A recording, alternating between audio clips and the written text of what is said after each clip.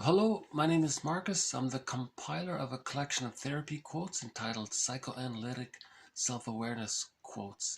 This is TQ 102, a short one. Therapy quote number 102. In pathological nostalgia, there is a longing for the past without the acceptance that it's over.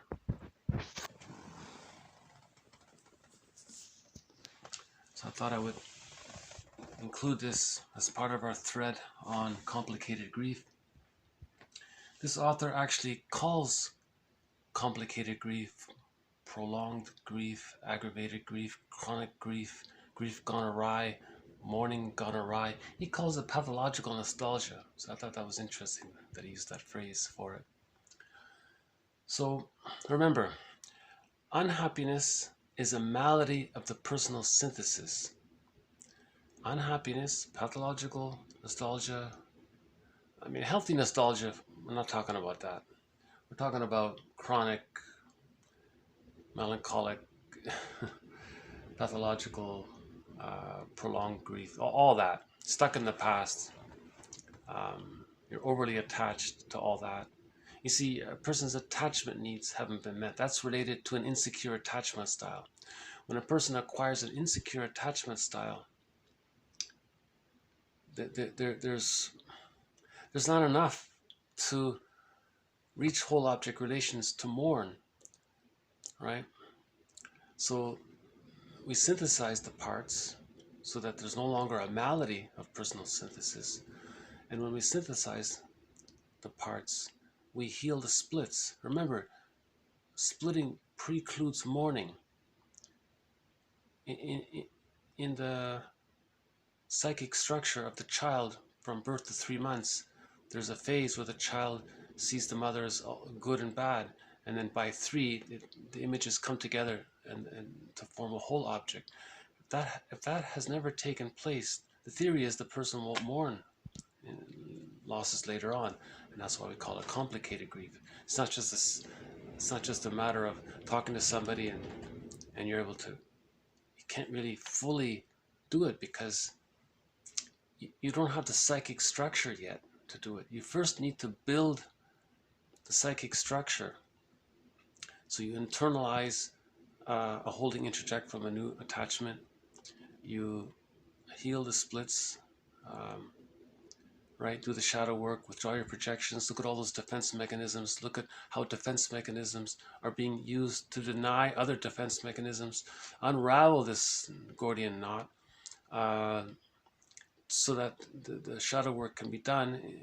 We can, and we're doing this by building the ego, supporting the ego, endorsing the ego, encouraging the ego, strengthening, building the ego to hold, to contain this inner work. See, this inner work is difficult.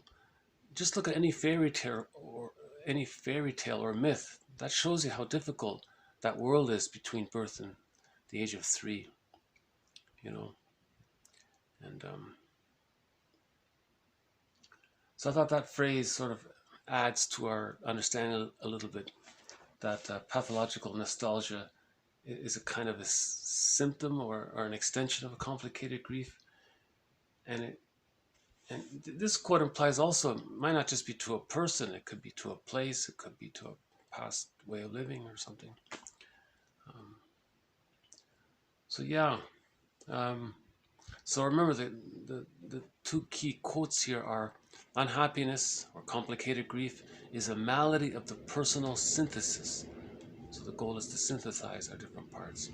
And the second one is splitting precludes mourning. So we want to heal the splits. The good and bad come together to form whole object relations. We need whole object relations in order to mourn.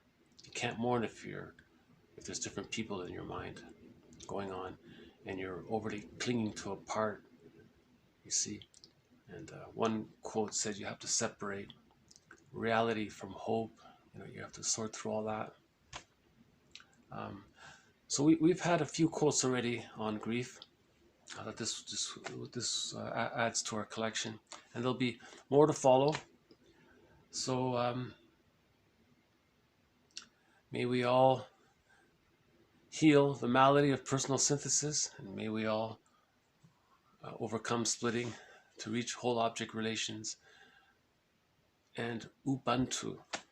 Ubuntu. We find our humanness in our humanity. We find ourselves in our pain caused by I am because we are. So whatever we went through, whatever we all go through as humans, that's our humanity.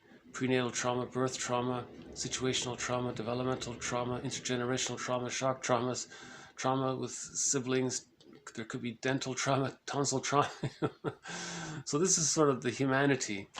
And when we look at it for ourselves individually, we find our humanness in our humanity. So I am because we are. And then, as we said in previous videos, each person is responsible for their healing, for their unconscious. Each person is responsible for looking at their inner child of the past, giving that inner child empathy, and integrating that child back into the self. And one person called that moral agency. So developing our moral agency, so that we can heal pathological nostalgia, complicated grief, and so on. So anyways, I think those two are key. Unhappiness, in whatever adjective or form we describe it as, is a malady of the personal synthesis, and splitting prevents or precludes mourning. So if you just consider those two right there, a lot can be that's like a good base of knowledge to stand on, to move forward, right? Understanding that. And this is all related to the insecure attachment style. So ultimately, we're going to mourn not having a secure attachment style.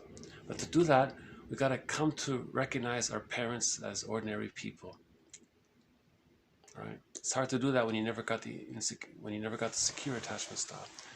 If you have to acquire the insecure attachment style, you're unconsciously either overly attached to the positive side or the negative side. And it's hard to bring the two together. Right. So, yeah, Robert Bly says, interview your parents. He says he had to force his dad, practically force his dad to get him to talk, because many fathers don't want to talk about this. And he says, no, you got to do it, Dad. You got to talk. You got to do it. Because most fathers won't do it voluntarily. So he says it's the son's job to do it. So I recommend Robert Bly's work very much, in case you haven't heard of it. He talks a lot about the grief process. This has been TQ 102, more to follow, to be continued. Okay, so thank you. Bye for now.